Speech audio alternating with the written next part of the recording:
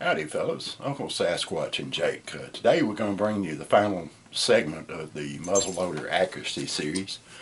Everything we've talked about up till now applies to flint and percussion, and even to them infernal inline muzzleloaders that use loose powder. A lot of people use pellets, but if you're using loose powder, everything we've talked about before would apply as well. Today we're going to talk about priming. In the case of a percussion gun, priming is simple. You just take either a number 11 percussion cap or a musket cap, depending on what type of lock of rifle you're using. Prime it and you're ready to go. But on a flintlock, what we're going to be talking about today, it's a bit more involved.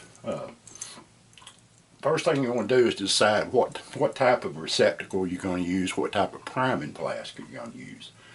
You can use a horn, which this one is fitted with a spring-loaded valve that dispenses about 3 grains of powder every time you push down on it.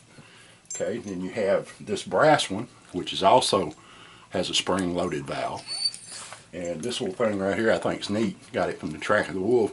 It's a tiny priming flask. It'll hold somewhere around 175 grains of 4F powder, and it has a Sykes patent valve on top of it. You just push that little lever right there, and it dispenses your charge out into your pan of your flintlock. Now, for the sake of demonstration, I've taken the lock off one of my guns so we wouldn't have to wheel that gun around. As you'll notice right there, there is a shallow portion in that pan. You want to start from back here where the vent of your flintlock gun would be and fill powder back and completely fill up that little receptacle in there. Too little powder and all you'll get is, like my fame, a flash in the pan, and your gun won't go off. You get the right amount of powder in there, get it full, push the hammer down, make sure your hammer face is clean, your flint is sharp, and your flint is clean. I hope you've enjoyed this series, and for those of you that have talked about you'd like to get into muzzle loading, but it was all a mystery to you, I hope this helps you. One other thing I'd like to mention, if you're hunting and you're using 3F powder, you can prime your pan directly from the horn.